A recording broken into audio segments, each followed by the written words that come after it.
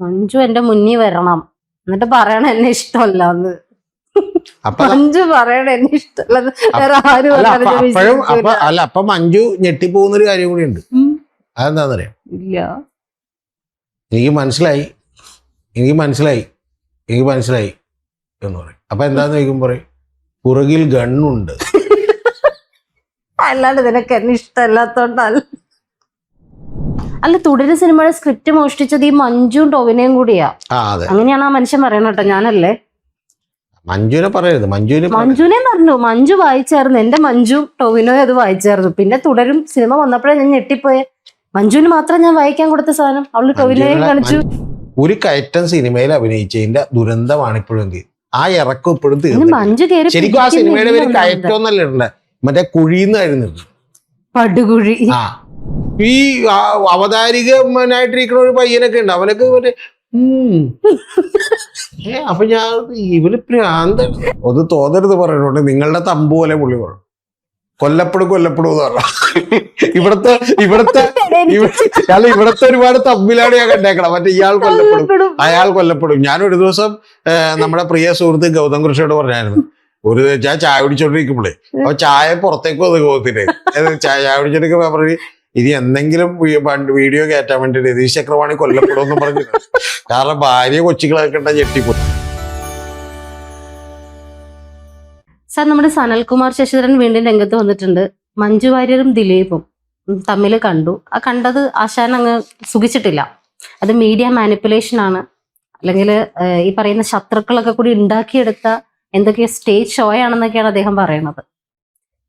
ഒരു മഞ്ജു വാര്യർ എന്ന് പറയുന്ന നടി സഹപ്രവർത്തകനും മുൻ ഭർത്താവും കൂടിയ ഒരാളെയാണ് കണ്ടത്. അവർ തമ്മിലൊരു ഷെയ്ക്ക് ഹാൻഡ് കൊടുത്തു എന്നതിനപ്പുറത്തേക്ക് ഈ വിഷയത്തിന് ഇത്രയും ഫ്രസ്ട്രേറ്റഡ് ആയിട്ട് ആ മനുഷ്യൻ വന്നിട്ട് പറയുന്നത്, അതും ഭയങ്കര സംഭവമായിട്ടാണ് അദ്ദേഹം ഇത് വിശദീകരിക്കുന്നത്.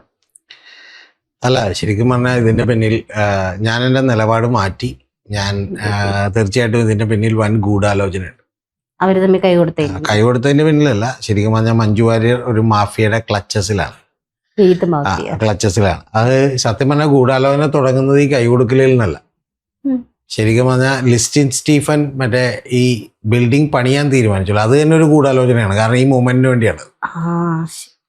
ഒന്ന് ശരിക്കും പറഞ്ഞിട്ടുണ്ടെങ്കിൽ മാജിക് ഫ്രെയിംസിന്റെ ഒരു തിയേറ്റർ സമുച്ചയം അത് തന്നെ ഫോട്ടോ എടുക്കാൻ വേണ്ടി അത് തന്നെ. അപ്പൊ അത് പണിയാൻ തീരുമാനിച്ചു. അങ്ങനെ പണിതതിന് ശേഷം ശരിക്കും പറഞ്ഞാൽ രണ്ടാമതൊരു കാര്യം ഒരിക്കലും ചെയ്യാൻ പാടില്ല. കാരണം അത് ഉദ്ഘാടനം ചെയ്യാൻ തീരുമാനിച്ചു. അതിപ്പോ കുറച്ച് തിയേറ്റർ കാശ് മുടക്കി പണിതെന്ന് പറഞ്ഞാൽ അത് പൂട്ടിയിട്ടേണ്ട ആവശ്യമില്ലല്ലോ. അല്ലാതെ ഇത് നാട്ടുകാരെ കുളിച്ച് സിനിമ കാണിക്കേണ്ട ആവശ്യമുണ്ട്. ഇനി അഥവാ കാണിക്കണമെന്ന് ഇതിന് ഷോ അങ്ങാട് പറഞ്ഞാൽ പോലെ ഇത് ഉദ്ഘാടനം ചെയ്യേണ്ട ആവശ്യമുണ്ട്.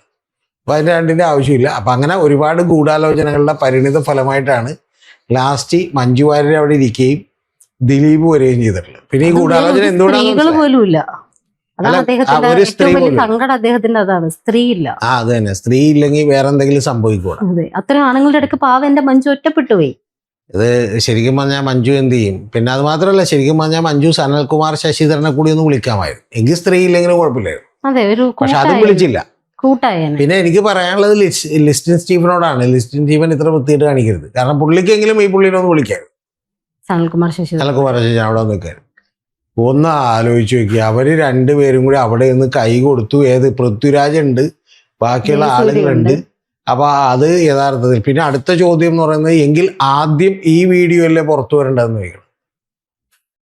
ആദ്യം ഈ വീഡിയോ പുറത്തു വിടൂല. കാരണം എന്താ, മറ്റേ വീഡിയോ കണ്ട് മഞ്ജു വാര്യർ എഴുന്നേറ്റു എന്ന് പറഞ്ഞൊരു വീഡിയോ തന്നെ ഒന്ന് ഓടിക്കഴിഞ്ഞിട്ട് പിന്നെ ബാക്കി ഇതെടുത്തവൻ പുറത്തു വിടാന്ന് വിചാരിച്ചു. അല്ലാതെ എന്താ, അല്ലാതെ കാരണം എന്ന് വെച്ചാൽ ഇപ്പൊ അതിന്റെ ക്യൂരിയോസിറ്റി പിന്നെയും കൂടുമല്ലോ. അതേസമയം മഞ്ജു വാര്യരും ദിലീപും തമ്മിൽ ഷെയ്ക്കാൻ കൊടുത്തു എന്ന് പറഞ്ഞാൽ പിന്നെ ദിലീപിനെ കണ്ട് മഞ്ജു എഴുന്നേറ്റു എന്നുള്ള രണ്ടാമത്തെ വീഡിയോ ആരും കാണൂല. കാരണം അതിലെന്താ പുതുമയുള്ളത്?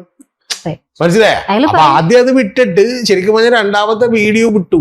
ഇതുപോലും അറിയാൻ പാടില്ല എന്നാണ് ചോദിക്കണം. 3-4 സിനിമ ചുറ്റും വേറെ ക്യാമറകൾ ഫ്രണ്ടിൽ ഉണ്ടായിരുന്നു, സ്റ്റാൻഡേർഡ് ക്യാമറകൾ. അതിലൊന്നും വന്നില്ല ഈ സാധനം. ഈ പുറകിൽ നിന്ന പാപ്പരാസിരയിൽ മാത്രം വന്നു. പിന്നെ അത് മാത്രമല്ല, ഇത് വന്നെന്തുകൊണ്ടാന്ന് താങ്കൾക്ക് മനസ്സിലായി?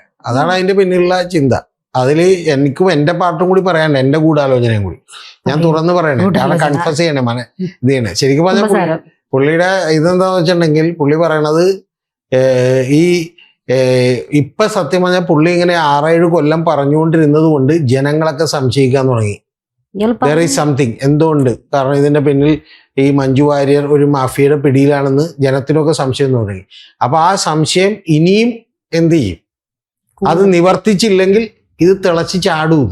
ഇത് മറ്റേ പാലാണല്ല, മനസ്സിലായി? ഇത് മറ്റേ നമ്മൾ മറ്റേ പാല് കാച്ചാനൊക്കെ വെച്ചേക്കണാണ്. അപ്പൊ പാലിങ്ങനെ തിളക്കുന്നു കുറച്ച് കഴിയുമ്പോഴത്തേക്ക് പിന്നെ കേരളത്തിലെ ജനങ്ങൾ മുഴുവൻ ശരിക്കും പറഞ്ഞാൽ 3.5 കോടി ജനങ്ങൾ മിക്കവാറും എനിക്ക് തോന്നുന്നത് അമേരിക്കയിലും മറ്റേ ഗൾഫിലും ഒക്കെ വർക്ക് ചെയ്യണവർക്ക് തിരിച്ചു വരും. കാരണം അവരുടെ ഏറ്റവും വലിയ പ്രശ്നം എന്ന് പറഞ്ഞാൽ മഞ്ജു വാര്യർ മാഫിയയുടെ ക്ലച്ചസിലാണെങ്കിൽ രക്ഷിക്കാതെ പിന്നെ നമ്മള് ജീവിച്ചിട്ട് കാര്യമില്ലല്ലോ. അപ്പൊ ചോദിക്കും സ്വന്തം ഭാര്യ മക്കളൊക്കെ നോക്കി ജീവിച്ചുകൂടെ? അതിലൊന്നും കാര്യമില്ല. രണ്ട് കുട്ടികളുണ്ട്. പുള്ളിയുടെ കാര്യമല്ല ഞാൻ പറഞ്ഞത്, ഈ നാട്ടുകാരുടെ കാര്യം പറഞ്ഞു. ഇപ്പൊ എന്നോടൊക്കെ ചോദിക്കും, അതൊക്കെ ഞാൻ വിടും. ഞാൻ എല്ലാവരും ഉപേക്ഷിച്ചിട്ട് എന്ത് ചെയ്യും? നമ്മൾ മഞ്ജു വാര്യരെ ക്ലച്ചസിൽ നിന്ന് എന്ത് ചെയ്യാം? ക്ലച്ചസ് ഇങ്ങനെ പിടിച്ചേക്കണേയുള്ള നീരാളി പിടുത്തണം. അപ്പൊ അതിൽ നിന്ന് ഓരോന്നായിട്ട് നമ്മൾ പിടിപ്പിക്കും. അതിനുവേണ്ടി ഇങ്ങോട്ട് എത്തും. അപ്പൊ അതുകൊണ്ട് ഇനി ഒന്ന് ജനത്തിനെ ശമിപ്പിച്ചേ പറ്റൂ എന്ന് മനസ്സിലാക്കിയിട്ട് പുള്ളി എന്ത് ചെയ്തു? മറ്റേ ദിലീപിനെയും മനസ്സിലായി. ഇപ്പൊ ഇനിയും ഇത് തുടർന്നാൽ, മാഫിയ ഡോണായി തുടർന്നാൽ പണി കിട്ടും എന്ന് മനസ്സിലായപ്പോ എന്ത് ചെയ്യുന്നു വെച്ചാൽ പുള്ളി എന്ന് വെച്ചാൽ ഇങ്ങനൊരു സ്ഥലം വാങ്ങിപ്പിച്ച് ലിസ്റ്റിനെ ശരിക്കും പറഞ്ഞാൽ ആദ്യമേ ലിസ്റ്റിന് കോടികൾ കൊടുത്ത് സ്ഥലം വാങ്ങിപ്പിച്ച് അത് കഴിഞ്ഞാൽ പണിതിട്ട് ചെയറൊക്കെ ഇടിപ്പിച്ച്. കാരണം അല്ല, തിയേറ്ററിന്റെ ചെയറൊക്കെ ഇടിപ്പിച്ച്, ചെയർ നന്നായിട്ട് ഇരിക്കാവുന്ന ചെയർ ഇടിപ്പിച്ച്, പ്ലസ് മഞ്ജുവിനെ വിളിപ്പിച്ച്, എന്നിട്ട് പറഞ്ഞു വരൂ നമുക്ക് ഇവിടെ വെച്ചൊരു നാടകം പ്ലാൻ ചെയ്യണമെന്ന് പറഞ്ഞു. ഇനി ഈ നാടകത്തിൽ ആരൊക്കെ ഉണ്ടെന്ന് കൂടി അറിയട്ടെ. നാടകത്തിൽ ജയസൂര്യ ഉണ്ട്, കുഞ്ചാക്കോ ബോബനുണ്ട്, പൃഥ്വിരാജ് ഉണ്ട്, അഭിമാനമുണ്ട്, എല്ലാരും ഉണ്ട്. ഇവരെല്ലാരും ഉണ്ട്. ഒന്ന് ആലോചിച്ച് നോക്കി, ഇവരെല്ലാരും കൂടി എന്ത് ചെയ്ത് ഒരു നാടകം എത്ര രൂപ കൊടുക്കേണ്ടി വന്നിട്ടുണ്ടാവും? ദിലീപ് ഇത്ര വലിയ കോടീശ്വരൻ എത്ര രൂപ കൊടുക്കേണ്ടി വന്നിട്ടുണ്ടാവും നടന്മാരെയൊക്കെ കാസ്റ്റ് ചെയ്യാൻ വേണ്ടിട്ട്? ദിലീപ് അങ്ങനെയല്ല, വലിയ എന്താണ് നമ്മുടെ ഗ്ലോബൽ തന്നെ ഭരിക്കുന്ന ഒരു മാഫിയ ഡോണാണ്. പിന്നെ ദിലീപിന്റെ ഇന്ന് കാശ് മേടിച്ചിട്ടുണ്ട് ഞാൻ ഈ വർത്തമാനം പറഞ്ഞത്, അത് മറന്നുപോയി. എത്ര കിട്ടി സത്യം പറ? അതാ എത്ര കിട്ടിയെന്ന് എനിക്കറിയാൻ പാടില്ല, സ്വപ്നത്തിലായിരുന്നു. അതുകൊണ്ട് ഞാൻ എന്ത് ചെയ്തു? എണ്ണിയില്ല. നമ്മളൊരാളൊരു ദാനം തരുന്ന പശുവിന് മറ്റേ പല്ലണ്ടാന്ന് നോക്കരുന്ന് പറയില്ല. തരുന്ന കാശ് നമ്മുടെ മൃണാളുടെ ഇത് ഞാൻ സനൽകുമാറിനെ വിളിച്ചപ്പോ സനൽകുമാർ തന്നെ എന്റെ അടുത്ത് പറഞ്ഞു, നിങ്ങൾ ദിലീപിന്റെ നിന്ന് പണം മേടിച്ചാണ് ചെയ്യുന്നത്. ആ വാങ്ങിയ പണം കൊണ്ട് നമുക്ക് അടുത്ത തിയേറ്റർ പണിയാം. ശരിക്കും പറഞ്ഞാൽ എനിക്ക് കൂടുതലും പിന്നെ താങ്കൾക്ക് ഉറപ്പായിട്ട് സനൽകുമാറിനെ വിളിക്കണം നമുക്ക്. അല്ല, സനൽകുമാറിനെ പോഡ്കാസ്റ്റ് വിളിച്ചു, വേണമെങ്കിൽ വന്നിരിക്കാന്ന് പറഞ്ഞു. പക്ഷെ ബാക്കിയുള്ളവരൊക്കെ ഉന്തിയ പോലെ സനൽകുമാർ പറഞ്ഞാൽ ശരി ഓക്കെ എന്ന് പറഞ്ഞ് തൂവലുകൊണ്ടുള്ള ഇതുണ്ടാവില്ല. എന്റെ ചോദ്യങ്ങളുണ്ടാവും. ചോദ്യങ്ങൾക്ക് താങ്കൾക്ക് മറുപടി പറയാനുള്ള സമയം കിട്ടും. ആ സമയം ഉണ്ടെങ്കിൽ താങ്കൾ വന്നിരിക്കുന്നു പറഞ്ഞു. അപ്പൊ പുള്ളി ആദ്യം പറഞ്ഞത് പുള്ളിക്ക് തിരുവനന്തപുരത്താണ്, എറണാകുളത്തേക്ക് ട്രാവൽ ചെയ്യാൻ ബുദ്ധിമുട്ടാണ് എന്നൊക്കെ പറഞ്ഞു. എറണാകുളത്ത് അടുത്ത് കുറെ ഇന്റർവ്യൂസ് കൊടുത്തല്ലോ. എനിക്കറിയില്ല, അതൊക്കെ പുള്ളി വന്ന് ട്രാവൽ ചെയ്യാൻ ബുദ്ധിമുട്ടാന്നൊക്കെ പറഞ്ഞു. പിന്നെ പുള്ളി ഞാൻ ശരിക്കും പറഞ്ഞാൽ അത് പറഞ്ഞില്ല കേട്ടോ, പറയാൻ വേണ്ടി വന്നത്. എങ്കിൽ ഞാൻ തിരുവനന്തപുരത്ത് വരാം, ഞാൻ എന്തായാലും ഇപ്പൊ യാത്രകളിലാണല്ലോ, ഇപ്പൊ തിരുവനന്തപുരത്ത് വരുമ്പോൾ എടുക്കാം, അല്ലെങ്കിൽ ഞാൻ എന്ത് ചെയ്യാം എന്ന് പറയാൻ വേണ്ടി വന്നപ്പോഴേക്കും പുള്ളി അല്ല, നിങ്ങളായിട്ടിരിക്കാൻ എനിക്ക് താല്പര്യം ഇല്ലെന്ന് പറഞ്ഞു. കാരണം പ്രത്യേകിച്ച് സത്യം പറയുന്ന ഇഷ്ടമല്ല, അതാ നിങ്ങൾ മാഫിയയുടെ പിടിയിലാണെന്നാണ്. പിന്നെ പുള്ളി പറഞ്ഞ ഏറ്റവും വലിയ തമാശ ഉണ്ട്. അത് കേട്ടപ്പോഴാണ് എനിക്കിത് ഏതാണ്ട് കാര്യങ്ങൾ മനസ്സിലായത്. അതെന്താണെന്നറിയാമോ? പുള്ളി പറയണേ എന്റെ ചാനലിൽ പുള്ളി ആദ്യമേ തന്നെ ഒരു കമന്റ് ഇട്ടിരുന്നു. കമന്റ് എന്ന് പറഞ്ഞാൽ ഒരു 1.5 പേജുള്ള 2 പേജുള്ള ഒരു കമന്റാണ്. ശരിക്കും ഒരു നോവലാണ് കമന്റ് തന്നെ. അപ്പൊ ആ കമന്റ് ഇട്ടിരുന്നു. ആ കമന്റ് ആദ്യത്തേത് നിങ്ങൾ ഡിലീറ്റ് ചെയ്തു എന്ന് പറഞ്ഞാൽ അത് ഇട്ടേക്കണേ. ആദ്യത്തേത് നിങ്ങൾ ഡിലീറ്റ് ചെയ്തു, പക്ഷെ ഇതിന് ഡിലീറ്റ് ചെയ്യാമെന്ന് നിങ്ങൾ വിചാരിക്കേണ്ട, ഞാനിത് സ്ക്രീൻഷോട്ട് എടുത്ത് വെച്ചിട്ടുണ്ട്, അങ്ങനെ നിങ്ങൾ രക്ഷപ്പെടാമെന്ന് വിചാരിക്കണമെന്നൊക്കെ പറഞ്ഞ് കമന്റ് ഇട്ടേക്കണം. അപ്പൊ സത്യം പറഞ്ഞിട്ടുണ്ടെങ്കിൽ ഈ കമന്റ് തന്നെ ഞാൻ കണ്ടില്ല.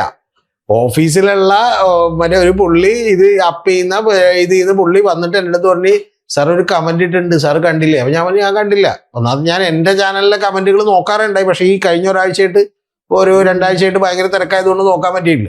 അപ്പൊ അതുകൊണ്ട് നോക്കിയില്ല. അപ്പൊ ഞാൻ നോക്കുമ്പോൾ ശരിയാണ്, പുള്ളിയോണത് കാണിച്ചു. ആ പുള്ളിയോണത് കാണിച്ചിട്ടാണ് ഞാൻ അത് ആദ്യം കാണുന്നത്. പുള്ളി പറഞ്ഞത് ഞാൻ ആദ്യത്തെ കമന്റ് ഡിലീറ്റ് ശരിയായില്ല. ഞാൻ ആദ്യം അല്ലെ, ഞാൻ ശരിക്കും പറഞ്ഞാൽ ഓഫീസിലെ വേറെകളോട് ചോദിച്ചു, അവരെ ഡിലീറ്റ് ചെയ്തു. കാരണം അവര് നമ്മളോട് പറയാ, ശരിക്കും പറഞ്ഞാൽ അവര് കമന്റ് വായിക്കാറുണ്ടെന്ന് പോലും എനിക്കറിയില്ല. അവര് ഡിലീറ്റ് ചെയ്യില്ല, ഒന്നും ചെയ്യില്ല. കാരണം അവര് ഇതിൽ പാതിരാത്രി 10 മണിക്കൊക്കെ അപ്പ് ചെയ്തിട്ടാണ് വീട്ടിൽ പോകണം. അപ്പൊ എങ്ങനെയെങ്കിലും വീട്ടിൽ എത്തണോ എന്നുള്ള ചിന്തയിൽ ഇരിക്കുമ്പോഴാണ് ഞാൻ ചെന്നിട്ട് വീഡിയോ എടുക്കണമെന്നൊക്കെ പറയണം. അപ്പൊ അതുകൊണ്ട് തന്നെ അവരൊന്നും വായിക്കണില്ല. പക്ഷെ പുള്ളി പിന്നെ ഇത് ലാസ്റ്റ് ഇത് വായിച്ചിട്ട് പുള്ളി ഒരു 3-4 ദിവസം കഴിഞ്ഞ് കണ്ടിട്ട് എൻ്റെ അടുത്ത് പറയണം. പക്ഷെ പുള്ളി പറയണ, ഞാൻ വിളിച്ചപ്പോഴും പുള്ളി പിന്നെ ഞാനത് പറഞ്ഞ് എന്ത് തർക്കിക്കാനാണ്, പുള്ളി പറഞ്ഞ ഇല്ല എന്ത് ചെയ്തിട്ടുണ്ടെന്നാണ്. അന്ന് സ്ക്രീൻഷോട്ട് എടുത്തില്ലേ? ആദ്യത്തേന് സ്ക്രീൻഷോട്ട് എടുത്തില്ലെന്ന് തോന്നുന്നു. അപ്പൊ അടുത്തതിന് പുള്ളി ഞാൻ ഡിലീറ്റ് ചെയ്യുമെന്ന് പുള്ളി വിചാരിച്ചില്ല. മനസ്സിലായി? അപ്പൊ നിങ്ങൾ ദിലീപ് പക്ഷക്കാരനാന്ന പുള്ളി എന്നെ കുറിച്ച് പറയണം. സത്യം പറ, ദിലീപ് അല്ല, ദിലീപ് പക്ഷക്കാരനാണോ അല്ലേ എന്നുള്ളത് ആ ഒരു നടിയാക്രമിക്കപ്പെട്ട കേസിൽ നമ്മൾ ചെയ്തേക്കണ വീഡിയോ ഒക്കെ എടുത്ത് നോക്കി കാണാം. പിന്നെ പുള്ളി പറയണ നിങ്ങൾ മറ്റേ ഔദ്യോഗികമായിട്ട് കിട്ടുന്ന വിവരങ്ങൾ, ഞാൻ പറഞ്ഞ ഔദ്യോഗികമായിട്ട് കിട്ടുന്ന വിവരങ്ങളല്ല, അല്ലാതെയുള്ള വിവരങ്ങൾ കിട്ടുന്ന അതൊക്കെ നല്ല പത്രക്കാർക്ക്, പക്ഷെ നല്ല മാധ്യമപ്രവർത്തകർക്ക്, നിങ്ങളെപ്പോലെയുള്ള ആളുകൾക്കല്ല, ചെറിയ ചെറിയ ആളുകൾക്കൊക്കെ എന്ത് കിട്ടാനാണ്. പിന്നെ അതിനൊന്നും നമ്മൾ മറുപടി പറഞ്ഞില്ല, കാരണം വെച്ചാൽ അതൊക്കെ ഓരോരുത്തരുടെ എന്താണ്. എന്നാലും മഞ്ജു വാര്യർക്ക് പ്രേമം തോന്നി എന്നൊക്കെ പറയാൻ തോന്നിയ മനസ്സുണ്ടല്ലോ. ഏതാ മഞ്ജു വാര്യർക്ക് പ്രേമം തോന്നിയ ആ മനുഷ്യനാണല്ലോ ഈ പറയുന്നത്. സത്യം പറഞ്ഞിട്ടുണ്ടെങ്കിൽ എന്താ നമുക്ക് അത് പറയേണ്ടതെന്ന് ഞങ്ങള് തമ്മിൽ എനിക്ക് ഇവിടെ ജീവിക്കാൻ പറ്റാത്തോണ്ട് ഞാൻ അമേരിക്കയിൽ അല്ല, പോയി. സത്യം എന്നിട്ട് പറഞ്ഞാ- അമേരിക്ക ഇരുന്ന മഞ്ജുവായിട്ട് വിളിച്ചത്. അല്ല, മഞ്ജു അമേരിക്കക്ക് വരാന്ന് പറഞ്ഞു. ഏത് ഇവിടെയുള്ള സിനിമയും എല്ലാം അത് വിട്ടിട്ട് എല്ലാം സ്ക്രീൻഷോട്ട് എടുക്കുന്ന ആളെന്ത് ഈ മഞ്ജുവിന്റെ ഒരു കോള് പോലും സ്ക്രീൻഷോട്ട് എടുക്കാൻ. മഞ്ജുവിന്റെ മറ്റേ വോയിസ് ക്ലിപ്പ് മൊത്തം പുറത്തു വിട്ടിട്ടുണ്ട് പുള്ളി, അതറിയില്ലേ? 1.5-2 മണിക്കൂറുള്ള വോയിസ് ക്ലിപ്പുകൾ പുറത്തു വിട്ടിട്ടുണ്ട്. അതായത് മഞ്ജു സംസാരിക്കും. അത് അത് സത്യം പറഞ്ഞാൽ മഞ്ജു ഈ പുള്ളീനെ മോട്ടറാക്കാൻ വേണ്ടിയിട്ട് വേറെ ആരോ വിളിച്ച് പുള്ളീനെ പറ്റിച്ചുകൊണ്ടിരുന്നതാണ് പാവത്തിൽ. നമ്മുടെ മറ്റേ സിനിമയ്ക്കകത്ത് നടന്ന പോലെ ആയിരിക്കും പ്രണയവർണ്ണങ്ങളോ എന്താണ് മഞ്ജു വാര്യരുടെ തന്നെ ആ സിനിമയുണ്ടല്ലോ ദിവ്യ ഉണ്ണി. ഞാൻ കണ്ടാണ്, ഗംഭീര സിനിമയായിരുന്നു. അതിൽ നല്ല സോങ് ഒക്കെ ഉള്ള പാട്ടൊക്കെ ഗംഭീര സോങ്. എനിക്കിപ്പോഴും അതെ വരമഞ്ഞളാടിയ അത് മറക്കാൻ പറ്റില്ല. അപ്പൊ അതുപോലെ സിനിമയുടെ തീം ആയിരിക്കാം ഒരു പക്ഷേ ഈ മനുഷ്യന്റെ മനസ്സിൽ കിടക്കുന്നത്. ചിലപ്പോ അത് വെച്ച് ഏതെങ്കിലും ഒരു ദിവ്യ ഉണ്ണി. അല്ല, ആ സിനിമയുടെ തീമൊന്നും അല്ല, അങ്ങനെ ചെറുതാക്കരുത്. ഇത് ശരിക്കും പറഞ്ഞാൽ ഈ സിനിമ വിത്ത് ബാഹുബലി, പിന്നെ മറ്റേ ഡോൺ, അങ്ങനെ നിരവധി സിനിമകളുണ്ട്. കാരണം എന്ന് വെച്ചാൽ ഇത് മാഫിയകളുടെ ക്ലച്ചസ് ആണ് കംപ്ലീറ്റ്. പ്രണയം മാത്രമല്ല, മനസ്സിലായി? പുള്ളിനെ എതിർക്കുന്നവരെല്ലാം മാഫിയകളാണ്. മാഫിയകളുടെ ക്ലച്ചസിൽ പെട്ട ഒരാളാണ് ഞാനും. അപ്പൊ ഞാനും ഒരു മാഫിയാണ്. അപ്പൊ ഞാൻ ശരിക്കും പറഞ്ഞാൽ പിറ്റേ ദിവസം രാവിലെ, അന്ന് രാത്രി ഭയങ്കര ടയർഡായതുകൊണ്ട് സമയം കിട്ടിയില്ല, പിറ്റേ ദിവസം രാവിലെ ഞാനൊരു ചെറിയ കണ്ണാടിയൊക്കെ സംഘടിപ്പിച്ചൊന്ന് നോക്കിയായിരുന്നു മാഫിയനെ ഒന്ന് കാണാൻ വേണ്ടി. അപ്പൊ ഞാൻ നോക്കിയിട്ട് പറഞ്ഞു, യു ആർ എ മാഫിയ, ആദ്യമായിട്ട് ഒന്ന് ആലോചിച്ചു. പിന്നെ എനിക്ക് സത്യം പറഞ്ഞ പുള്ളിയായിട്ട് സംസാരിക്കുമ്പോൾ എനിക്ക് ചിരിയാ വന്നത്. കാരണം എന്താ, ദിലീപിന്റെ ആളാണ് ഞാനെന്ന് പറഞ്ഞപ്പോൾ. ശരിക്കും പറഞ്ഞാൽ അത് പുള്ളി ദിലീപിന്റെ അടുത്തുള്ള ദിലീപ് കറക്കൂട്ടിട്ട് അടിച്ചാൻ എന്റെ ഫോട്ടോ കൊടുത്തിട്ട്. അല്ല, മിക്കവാറും ദിലീപ് ഉണ്ടല്ലോ ഈ വിഷയം ഇമാതിരി ചൊറിയലും കൊണ്ട് ചെന്ന് കഴിഞ്ഞാൽ ഡിവോഴ്സ് ചെയ്തെന്നൊക്കെ പക്ഷെ പുള്ളി ശരിക്കും പറഞ്ഞാൽ ഈ വർഷത്തെ ഏറ്റവും നല്ല പ്രണയിതാവിനുള്ള അവാർഡ് പുള്ളി മേടിച്ചെടുക്കും. കാരണം ഇതിലും വലിയ, പിന്നെ പുള്ളിയുടെ ക്യാരക്ടറൊക്കെ നമ്മൾ ഒരുപാട് അന്വേഷിച്ചിട്ടായിരുന്നു. നമ്മൾ ഇതിന്റെ പുറകെ കുറച്ച് പണിയെടുത്ത്, ആ പണിയെടുത്തതിന് ശേഷമാണ് നമ്മൾ എന്ത് ചെയ്ത് പുള്ളിനെ വിളിക്കണം. ഈ കമന്റ് ഇട്ട് കഴിഞ്ഞ് ഒരാഴ്ച ഞാൻ എന്ത് ചെയ്ത്, ഞാൻ ഈ സർക്കിളിലുള്ളതും അല്ലാത്തതുമായിട്ടുള്ള നിരവധി ആളുകൾ എന്ത് ചെയ്തു. ആ ബോംബ് അടുത്ത ദിവസം തന്നെ പൊട്ടും നമുക്ക് പ്രതീക്ഷിക്കാം. അല്ല, അതൊക്കെ വിളിച്ചു. അപ്പൊ അതൊക്കെ വിളിച്ച് പുള്ളിയുടെ ഈ പറഞ്ഞ അഭ്യാസങ്ങളൊക്കെ എന്ത് ചെയ്തു നമുക്ക് മനസ്സിലായി. അപ്പൊ പുള്ളി അത്ര നിഷ്കളങ്കനും അല്ല കേട്ടോ. നമുക്കിപ്പോ ഒരാളോട് ഭയങ്കരമായ പ്രണയം തോന്നിയിട്ടാണ് ഇത് ചെയ്യണമെങ്കിൽ നമ്മൾ അവനോട് ഒരു കൺസിഡറേഷൻ കൊടുക്കണം. കാരണം അവന്റെ ഉള്ളിൻ്റെ ഉള്ളിൽ അല്ല, അതൊന്നും അല്ല. അപ്പൊ അതുകൊണ്ട് എന്താ വെച്ചാൽ ശശി ധരൻ മറ്റേ സനൽകുമാർ ശശിധരൻ ശരിക്കും പറഞ്ഞാൽ കാണിക്കണത് ചെറിയ അഭ്യാസങ്ങളാണ്. ശശിയൊന്നും അല്ല ആള്. ആള് ശശി, ആള് ഈ പറയുന്ന പോലെ ആള് വലിയ വിളവനാണ്. അപ്പൊ ആ വിളവന്റെ അഭ്യാസങ്ങളാണ് പുള്ളി കാണിച്ചുകൊണ്ടിരിക്കണം. പുള്ളി ശരിക്കും പറഞ്ഞാൽ അതിന് ഇവിടെ തന്നെ കൊടുത്തിട്ടുള്ള ഒരു ഇന്റർവ്യൂലൊക്കെ പുള്ളി ഇതൊക്കെ ഒരു ബുദ്ധിയുണ്ട്. കാരണം മഞ്ജുവിന്റെ കാര്യമല്ലേ എന്ന് പറഞ്ഞാൽ ഇനി ആളുകൾ ഇടപെട്ടില്ലോ എന്ന് വെച്ച് പുള്ളി ഇത് സിനിമാ രംഗത്ത് തന്നെ നിരവധി സ്ത്രീകളെ ഈ ക്ലച്ചസ് എന്ത് ചെയ്യുന്നു, ഇടിച്ചു വെച്ചിരിക്കണം. എന്നിട്ട് ഏറ്റവും വലിയ തമാശ എന്താ വെച്ചാൽ പുള്ളിക്കാരൻ പറയണ മഞ്ജുവിനെ ഭീഷണിപ്പെടുത്തുന്നത് മഞ്ജുവിന്റെ മകളെ കാണിച്ചിട്ടാന്ന് പറഞ്ഞ. മഞ്ജുവിന്റെ മകളെ ശരിക്കും പറഞ്ഞാൽ അവിടെ ചെന്ന് വല്ല ചീത്ത പറഞ്ഞാൽ പോലും ദിലീപ് ഒന്ന് കറ കൂട്ടിയിട്ട് അടിക്കും. പുള്ളി വേറെ കേസിലും ബാക്കിയുള്ളതിലൊക്കെ നമുക്ക് പുള്ളിയോട് ഒരു എതിർപ്പൊക്കെ ഉണ്ട്, അതൊക്കെ വേറെ കാര്യം. പക്ഷെ പുള്ളി ആ മകളെയൊക്കെ നോക്കുന്നതും ബാക്കിയുള്ളതൊക്കെ നോക്കുന്നതും പുള്ളി പെർഫെക്റ്റ് ആണ്. അല്ല, പുള്ളി ശരിക്കും അച്ഛൻ മാത്രമല്ല, പുള്ളി ആ കുടുംബത്തിൽ ഇപ്പൊ സത്യം പറഞ്ഞാൽ പുള്ളി രക്ഷപ്പെട്ടതിന് ശേഷം പുള്ളി അനിയനാണെങ്കിലും അനിയന്റെ ഭാര്യയാണെങ്കിലും അതുപോലെ അമ്മയാണെങ്കിലും ബാക്കിയുള്ള എല്ലാരെയും പുള്ളി അതുപോലെ നോക്കിയിട്ടുണ്ട്.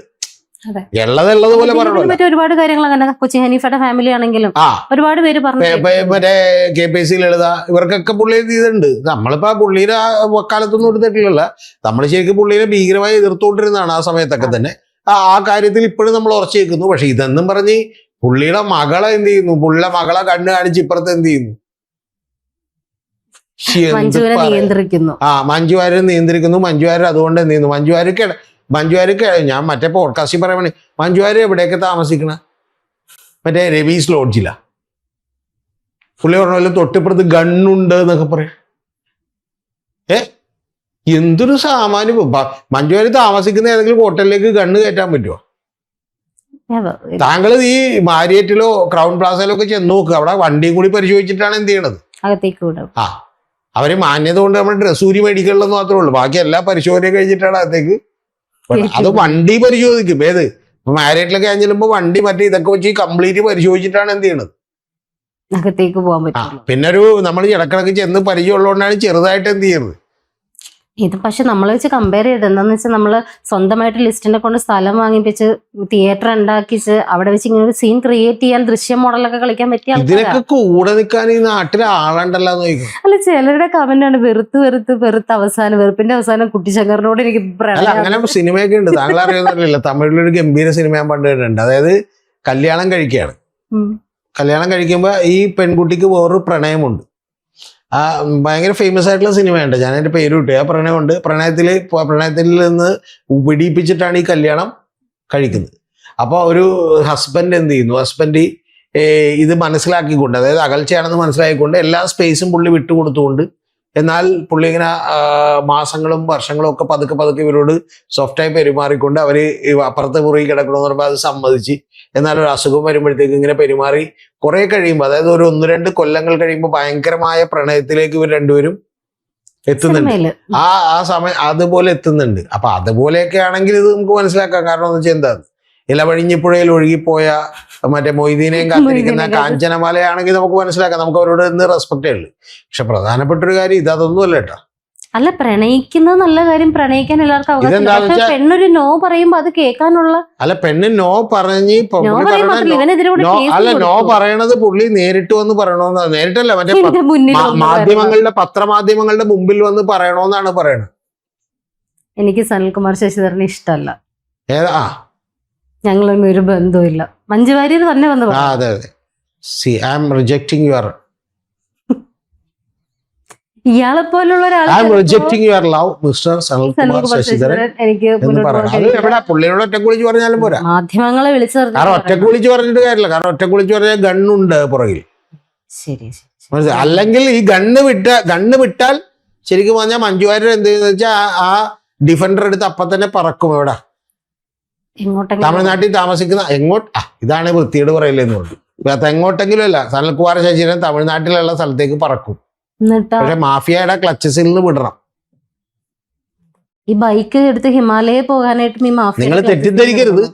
ഇതുപോലെ തന്നെ ഐശ്വര്യ റായ്ക്ക് എന്നോട് പ്രണയമുണ്ടെന്ന് എനിക്ക് വേണമെങ്കിൽ പറയാം. പക്ഷെ എനിക്ക് പറയാൻ പേടി എന്താന്ന് വെച്ചാൽ, ഇവിടെ കിടന്ന് ഈ മാഫിയ ക്ലച്ചസ് ഒക്കെ പറയണ പോലെ അല്ല ബോംബെയിലൊക്കെ. മറ്റേ 2 ട്രെയിൻ ടിക്കറ്റ് പോലും കൊടുക്കണ്ട. അവൻ കള്ളവണ്ടി കയറി ഇവിടെ എത്തി നമ്മളെ തട്ടിയിട്ട് നോക്കോളൂ. ഏത് അഭിഷേക് ബച്ചൻ പറഞ്ഞാൽ മതി, ആ പോയിക്കണോ ഒരു 5000 രൂപ എന്ന് പറഞ്ഞാൽ എന്ത് ചെയ്തിട്ട് നേരെ കൊച്ചിയിലേക്ക് വിട്ടോ. പിന്നെ ഇവിടെ നിന്നൊക്കെ ഇനി പോലീസൊക്കെ ഇവിടെ നിന്ന് പിടിക്കലൊന്നുമില്ല. പോലീസൊക്കെ അവിടെ ചെല്ലുമ്പോ തന്നെ ഒന്നാമത് ഹിന്ദി എന്തെങ്കിലുമൊക്കെ അവനൊക്കെ അവരെ ഊരും പേരും അഡ്രസ്സും ഒന്നുമില്ല. ഇവിടുത്തെ പോലീസ് അവിടെ ചെന്നിട്ട് मुझे नहीं मालूम मुझे नहीं मालूम सर. ओके बिल्कुल ठीक है हम ओके അല്ലാതെ അല്ല ജയിലിലേക്ക് കിടക്കണ ഒരു റോട്ടി കിടന്ന് തുറക്കണവരെയൊക്കെ എങ്ങനെ അഡ്രസ് എവിടെ കണ്ടെത്താൻ?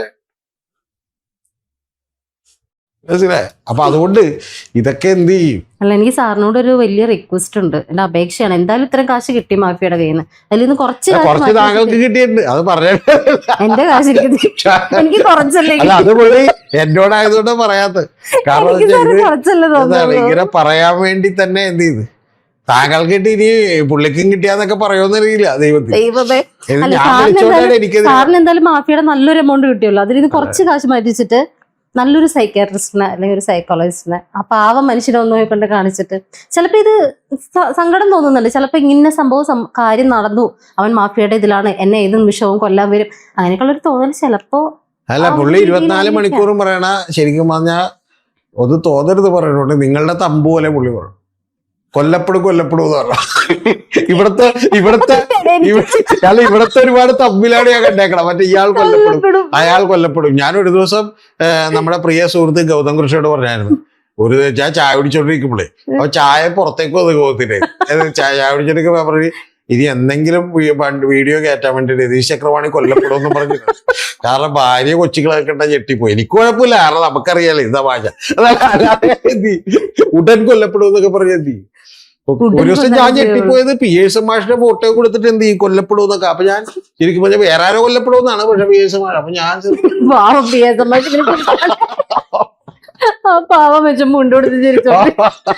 അല്ല, ഞാനിത് സാറ് നോക്കൂല.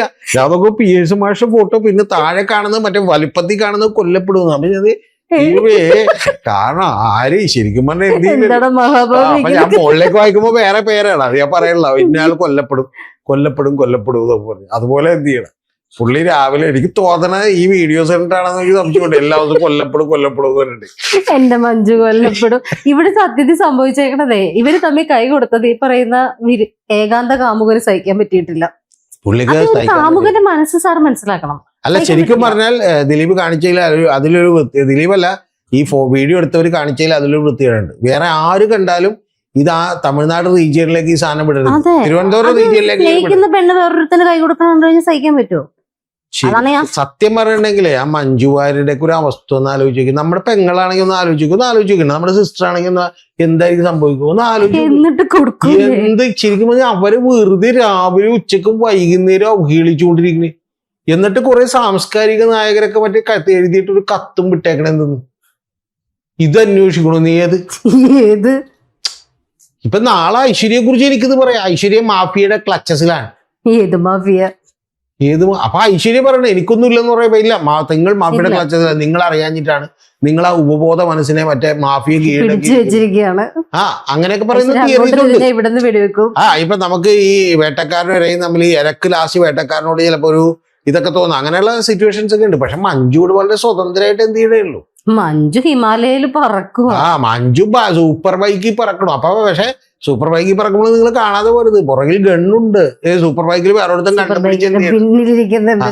മഞ്ജു അങ്ങോട്ട് തിരിച്ചു. ഒന്നാ ജിത്ത്, ഒന്ന് മഞ്ജു വാര്യർ. അപ്പൊ ഇപ്പുറത്ത് ഗണ്ണുമായിട്ട് വേറൊരുത്തൻ, അവനും വേറൊരു കാര്യം, അവൻ എത്ര കാശുള്ളവരായിരിക്കും, അവന് ഇത് അവന് കോടിക്കണക്കിന് രൂപയുടെ ബൈക്ക് എടുക്കണം. ഇത് അതെ 20 ലക്ഷം രൂപയുടെ മറ്റേ ഇത് എടുത്തിട്ട് വേണം കൂടെ പിടിക്കാൻ. അല്ലാതെ മറ്റേ ശശിധരന്റെ കയ്യിലുള്ള മറ്റേ ഹോണ്ട ഹോണ്ട മറ്റേ ഹീറോ ഹോണ്ട മറ്റേ പഴയ മോട്ടോർ ബൈക്കോ വിക്ടറോ അല്ലെങ്കിൽ TVS ഒന്നും എടുത്തിട്ട് കാര്യമില്ല. ശശിധരൻ പറ്റിച്ചോറെ കാശ് ഉണ്ടാക്കിയിട്ടുള്ളതാണ് അറിവ്. ഏതാ? അവന് കുറച്ച് കാശ് കൊടുത്തിട്ട് ഒരു നല്ലൊരു ഡോക്ടറെ കണ്ടിട്ട് ഈ സൈക്കോസിന്റെ പല അല്ല അവസ്ഥാന്തരങ്ങളും തിലകം അല്ല പറഞ്ഞതല്ലേ. എന്റെ സങ്കടം എന്താണെന്നറിയും, ഇതൊക്കെ വീഡിയോ എടുക്കാനോ ഇന്റർവ്യൂ എടുക്കാനോ ഒക്കെ കുറെ ആളുകളുണ്ട്. ഒന്ന് ആലോചിച്ച് കണ്ട എല്ലാം ഇങ്ങനെ ഇരുന്ന് കേൾക്കണേ.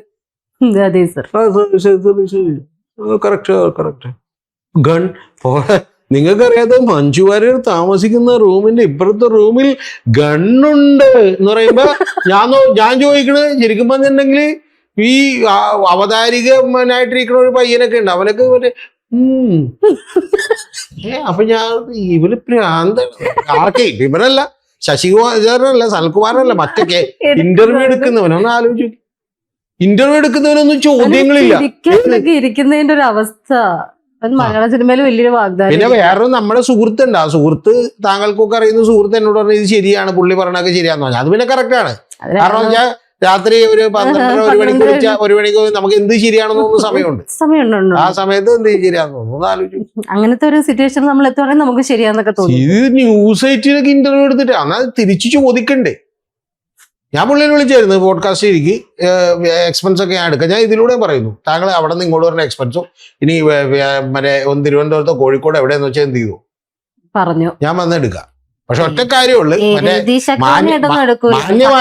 അല്ല ഒരു മിനിറ്റ്, ഒറ്റ കാര്യമുള്ളു, മാന്യമായിട്ടുള്ള സംഭാഷണങ്ങളായിരിക്കണം, ചോദ്യങ്ങൾ ഷാർപ്പായിട്ടുണ്ടാവും. ചോദ്യങ്ങൾ വളരെ ഷാർപ്പായിരിക്കും. അത് പുള്ളിക്ക് ഇഷ്ടമല്ല. അല്ലാതെ ചോദ്യങ്ങൾ എന്നാണ് താങ്കൾ ഗംഭീരമായി സംസാരിക്കാൻ കഴിയുന്ന ഒരാളാണെന്നാണല്ലോ താങ്കളുടെ ധാരണ. അതിന് കുഴപ്പമില്ല, താങ്കൾ അങ്ങനെ അത് അരിച്ചു വെച്ചു, അതിന് പ്രശ്നമൊന്നുമില്ല. താങ്കൾ ഭയങ്കര കാഞ്ഞ ബുദ്ധിക്കാരനാണെന്നൊക്കെയാണ് എന്ത് ചെയ്യുന്നത് വിചാരിക്കുന്നത്. താങ്കൾ മറ്റേ ലോ പഠിച്ചിട്ടുണ്ട്, അതുകൊണ്ട് ലോ അറിയാന്നൊക്കെയാണ് വിചാരിക്കുന്നത്. അതെന്തോ ആയിക്കോട്ടെ, പക്ഷെ എന്ത് ചെയ്യാ, ചോദ്യം ചോദിക്കും, ഉത്തരം പറയണം. ചോദ്യം ചോദിക്കുമെന്ന് പറഞ്ഞാൽ മറ്റേ അങ്ങേറ്റത്ത് ചോദ്യപരി ചോദിക്കും, പറയണം. അല്ല ഇത് മാന്യമായിട്ടുള്ള ചോദ്യങ്ങളായിരിക്കും, പക്ഷെ ചോദ്യങ്ങൾ ഷാർപ്പായിട്ട് ചോദിക്കും. ആ ചോദ്യം ഉത്തരം പറയാൻ പറ്റിയില്ലെങ്കിൽ ആ മനുഷ്യന് ഡോക്ടറെ കാണാനുള്ള വേണമെങ്കിൽ ലൈവായിട്ട് എടുക്കാം, വേണമെങ്കിൽ ഫേസ്ബുക്കിലോ യൂട്യൂബിലോ വേണമെങ്കിൽ ലൈവ് എടുക്കാം. അതല്ലെങ്കിൽ എന്ത് ചെയ്യും, അൺഎഡിറ്റഡ് ആയിട്ടുള്ള സാധനം നമ്മൾ പുറത്തേക്ക് കൂടെ എഡിറ്റ് ചെയ്ത് താങ്കളെ നമ്മൾ കംപ്ലീറ്റ് ഒരു വാക്ക് പോലും കട്ട് ചെയ്യാതെ എന്ത് ചെയ്യാം, കാണിക്കാം. നമുക്ക് യാതൊരു പ്രശ്നമില്ല. അല്ലെങ്കിൽ ഇങ്ങോട്ട് വന്നു, ഇവിടെ അല്ലെങ്കിൽ നിങ്ങൾ പറഞ്ഞത് ഇവിടെ വന്നു. അപ്പൊ ഇതൊക്കെ വെറുതെ മറ്റേ രാവിലെ ഒരാളുടെ പുറകെ നടന്ന് അയാളെ ബുദ്ധിമുട്ടിക്കുന്നതിന് ഒരു പരിധിയുണ്ട്. ഫേസ്ബുക്കിൽ ഇരുന്ന് ലൈവ് ചെയ്യാൻ ഇഷ്ടം, ആരും തിരിച്ചൊന്നും ചോദിക്കില്ലല്ലോ. എന്നിട്ട് ഫേസ്ബുക്കിൽ ഇരുന്നില്ല. എനിക്കതൊന്നും അല്ല കാര്യം. ഇതൊക്കെ ഈ നാട്ടിൽ കുറെ പേര് ഇതൊക്കെ ടേക്കപ്പ് ചെയ്യാനുണ്ടല്ലോ. ഒരുപാട് കമന്റ്സ്. ഇപ്പൊ അതിന്റെ ഒരു പ്രത്യേകത തന്നെ ഞാൻ നോക്കിയിട്ടതാണ്. സ്റ്റാർട്ടിംഗ് ഒക്കെ ഇയാൾക്ക് ഭ്രാന്താന്ന് പറഞ്ഞുകൊണ്ടിരുന്ന ആൾക്കാരാ. ഇപ്പൊ ഇയാൾ ഇത്രയും നാൾ ഒരേ കാര്യം പറയണമെങ്കിൽ അതിലെന്തോ കാര്യമുണ്ട്. ആ രീതിയിലേക്ക് കൊണ്ടുവരിക എന്നുള്ളത് തന്നെയാണ് അയാളുടെ കുതന്ത്രം എന്ന് പറയുന്നത്. ആ രീതിയിൽ അയാൾ കുറച്ചൊക്കെ ജയിക്കുന്നുണ്ട്. ഞാനൊരു കാര്യം കൂടി പറയാ. നാളെ താങ്കള് ഒരു മാഫിയയുടെ പിടിയിലാന്ന് വെച്ചോ, ഒരു ഉദാഹരണത്തിന്. അല്ല, താങ്കൾ ഇപ്പോഴും അങ്ങനെയാണെന്ന് എനിക്കൊരു തോന്നുന്നുണ്ട്. ആവട്ടെ. അപ്പൊ അതവിടെ ആ മാഫിയുടെ പിടിയിലാന്ന് വെച്ചു. അപ്പൊ താങ്കൾ ഈ മാഫിയുടെ പിടിയിലാണെങ്കിൽ താങ്കൾ ഒരു ചെറുവിരലിറക്കാതെ എനിക്ക് രക്ഷിക്കാൻ പറ്റില്ല. പറ്റുമോ? എന്റെ ചെറുവിരല് കണ്ണിരിക്കുകയല്ല. അല്ല, ഞാൻ പറയുന്നത് താങ്കൾ ഒരു കൊക്കയിലാണ്. അപ്പൊ ഞാൻ കയറിട്ട് വരുമ്പോ താങ്കൾ വേണം ഞാൻ പിടിക്കൂല എന്ന് പറഞ്ഞാൽ പിന്നെ താങ്കൾ പോട്ടേന്ന് ഇരിക്കണം. അല്ലാതെ എന്ത് ചെയ്യാൻ പറ്റും? ഇല്ല, എനിക്ക് രക്ഷിച്ചേ പറ്റുള്ളൂ. ഇനി അതും പോട്ടെ, താങ്കൾ ഒരു കൊക്കയിലേക്ക് വീഴണം. അപ്പൊ ഞാൻ കയറി താങ്കളെ കയ്യെ പിടിക്കണം. അപ്പൊ താങ്കൾ എന്റെ കൈ കടിച്ചിട്ട് എന്ത് ചെയ്യണേ, മുറിച്ചിട്ട് സാധനം ചാടണേന്ന് പറഞ്ഞാൽ എനിക്ക് എന്ത് ചെയ്യാൻ പറ്റുമോ? ഒന്നും ചെയ്യാൻ പറ്റില്ല. ഇത് ഇവിടെ മഞ്ജു ഇതേ ഡിഫൻഡർ എടുത്ത് നേരെ പോലീസ് കമ്മീഷണറുടെ ഓഫീസിലേക്ക് വണ്ടി ഓടിച്ച് കയറ്റി. വേണ്ട, ഈ പറയുന്ന കേരള മുഖ്യമന്ത്രിയുടെ ഓഫീസിലേക്ക്, ഏത് മുഖ്യമന്ത്രി ആയിക്കോട്ടെ, സതീശനായിക്കോട്ടെ, പിണറായി ആയിക്കോട്ടെ, മുഖ്യമന്ത്രിയുടെ ഓഫീസിലേക്ക് വണ്ടി ഓടിച്ച് കയറ്റിയിട്ട് വേണം എനിക്ക് എന്നെ രക്ഷപ്പെടുത്തണം. ഞാൻ ക്ലച്ചസിലാന്ന് പറഞ്ഞാൽ അവിടെ നിന്ന് പുറത്തേക്ക് ഇറങ്ങുന്നതിന് മുമ്പ് 100 പോലീസുകാരുടെ കുറ്റി കൊടുക്കുക.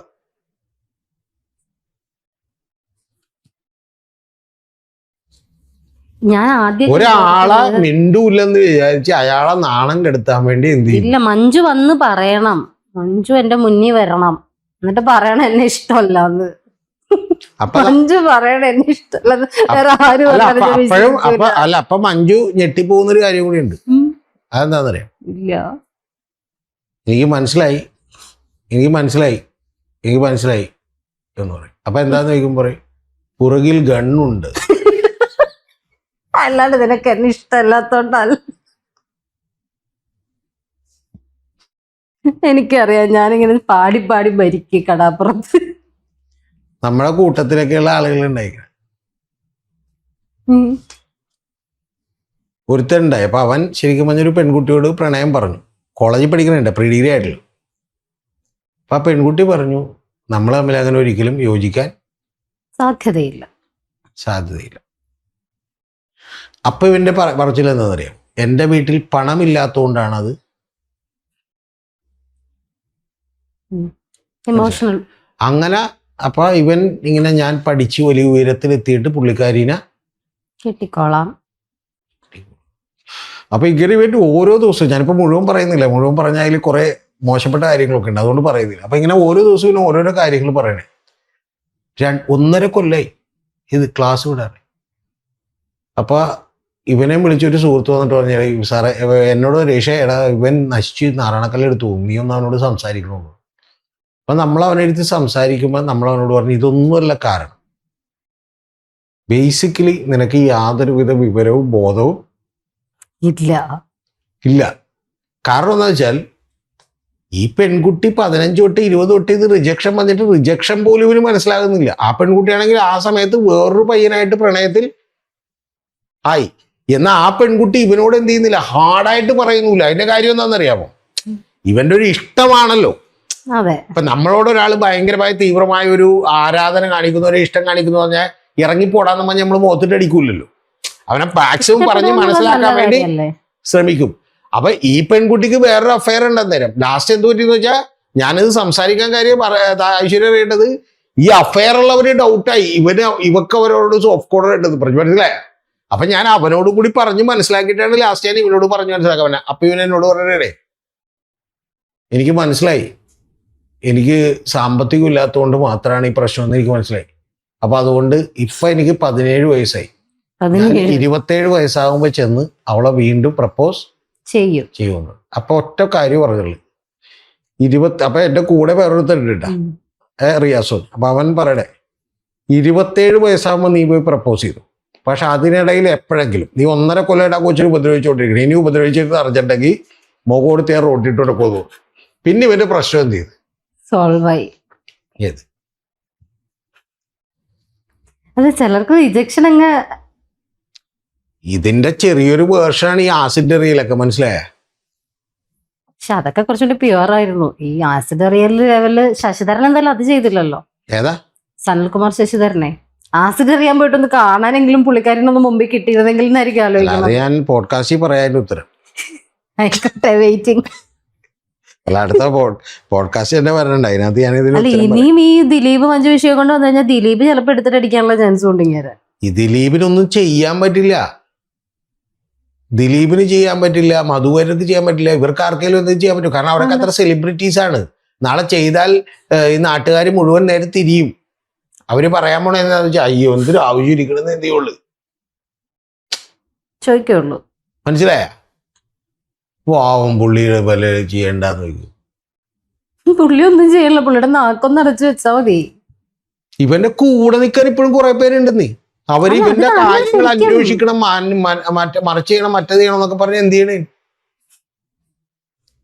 ശരിടാ, ഇവന് 5 സിനിമയിലെ 10 സിനിമ എടുത്താലും ഏറ്റവും നല്ല സംവിധാനമുള്ള അവാർഡ് കിട്ടിയാലും അതൊന്നും ഇതൊന്നും ചെയ്യാനുള്ള മറ്റേ റൈറ്റ് അല്ല. ഒരു സ്ത്രീ സൈലന്റ് ആയിട്ടിരുന്നാൽ പോലും അത് റിജക്ഷൻ ആണെന്ന് മനസ്സിലാക്കണം. താല്പര്യം ഉണ്ടെങ്കിൽ അത് തുറന്ന് പറയും.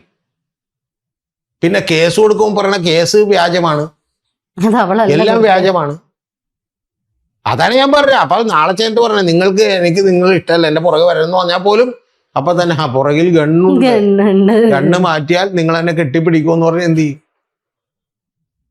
അയാളുടെ ജീവിതം മൊത്തം അയാൾ ഇങ്ങനെ ഏകാന്ത കാമുകനായിട്ട് നമ്മുടെ മധു കടാപ്പുറത്ത് പാടി പാടി മരിക്കട്ടെ. ഇത് ശരിക്കും പറഞ്ഞാൽ മറ്റേ ചെറിയ ഒരു അസ്കിത ഉണ്ട്, അസ്കിത മാറ്റിയാൽ എന്ത് ചെയ്യും? കാര്യം നടക്കും. അപ്പൊ കൂടുതലൊന്നും ഞാൻ പറയുന്നില്ല. അപ്പൊ എന്താണെങ്കിലും ശരി, ഇനി അടുത്ത ഗൂഢാലോചന കഥകൾക്ക് വേണ്ടി നമ്മൾ എന്ത് ചെയ്യും? കാത്തിരിക്കുന്നു. ശരിക്കും പറഞ്ഞാൽ ഇത്തരം കഥകൾ പുള്ളി എഴുതിയിട്ടുണ്ടെങ്കിൽ ഇംഗ്ലീഷിലൊക്കെ നല്ല സിനിമ എടുക്കായിരുന്നു. മനസ്സിലായി? കുറച്ചും കൂടി ഭാവന ഒന്ന് വികസിപ്പിച്ചിരുന്നെങ്കിൽ എന്ത് ചെയ്യാം? നമുക്ക് ഇപ്പൊ ഡ്രാക്കുളയൊക്കെ അങ്ങനെ ഉണ്ടായ സിനിമയാണല്ലോ. അപ്പൊ അതുപോലെ പല സിനിമകളും എന്ത് ചെയ്യാം? പക്ഷെ ഇങ്ങനെ പൊട്ടന്മാരാവാനായിട്ട് നമ്മൾ മലയാളീസ് തന്നെ നിന്ന് കൊടുക്കാൻ പറ്റുള്ളൂ.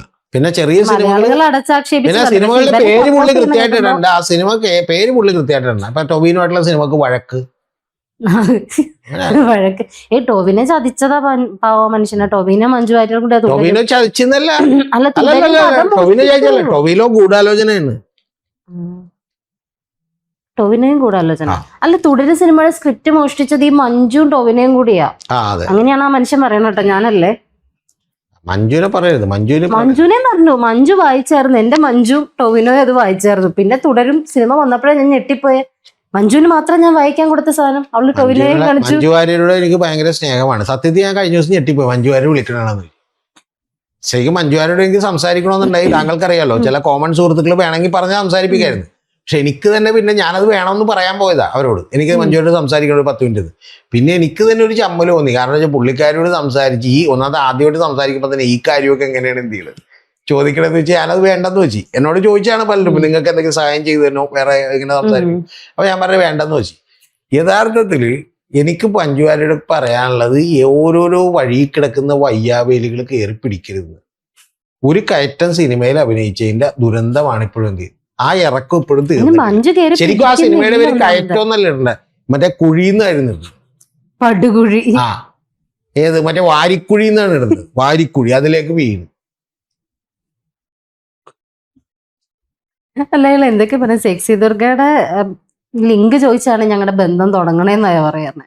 അതാണ് ഞാൻ പറഞ്ഞ, നമ്മുടെ ജീവിതത്തിൽ എന്തൊക്കെ ഉണ്ടെന്ന് പറഞ്ഞാലും ചില സമയത്ത് എന്ത് ചെയ്യും, ഓരോരോ ദുരന്തങ്ങളും. നമ്മളിപ്പോ വിചാരിച്ച വെള്ളപ്പൊക്കം കോവിഡ് ഒന്നും വിചാരിച്ചില്ലല്ലോ. ഓരോ സാറ് എപ്പോഴും പറയാറുള്ള പോലെ മറ്റേ മാരാര് മാറിയിരുന്ന് കരയൂലേ, അതുപോലെ ഈ കൈ ഷെയ്ക്കാൻ കൊടുക്കണ കണ്ടിട്ട് ചങ്ക് പൊട്ടി ആ മനുഷ്യൻ മാറിയിരുന്ന് കരഞ്ഞിട്ടായിരിക്കും ചിലപ്പോ വീഡിയോ ഒന്ന് ചെയ്തിട്ടുണ്ടാവുക. അങ്ങനെയെങ്കിലും ഫ്രസ്ട്രേഷൻ ഒന്ന് തീർക്കണം. പിന്നെ ശാന്തിവിളക്കെതിരെ പരാതിയും കൊടുത്തിട്ടുണ്ട്. പരാതി അത് പരാലബോജി എന്നൊക്കെ വിളിച്ചേക്കണ മനുഷ്യനെ. അതെ, പക്ഷെ ശാന്തിവിളക്കെതിരെയുള്ള പരാതിയിലും പുള്ളി ബുദ്ധി കാണിച്ചിട്ടുണ്ട്. വേറെ ഒന്നിനെ കുറിച്ച് മറുപടി പറഞ്ഞിട്ടില്ല.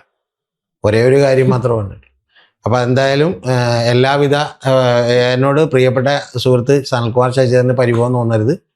എനിക്ക് ഒറ്റ കാര്യം പറയാനുള്ളൂ, എന്തായാലും താങ്കളുടെ പ്രണയം പൂത്തുലയട്ടെ.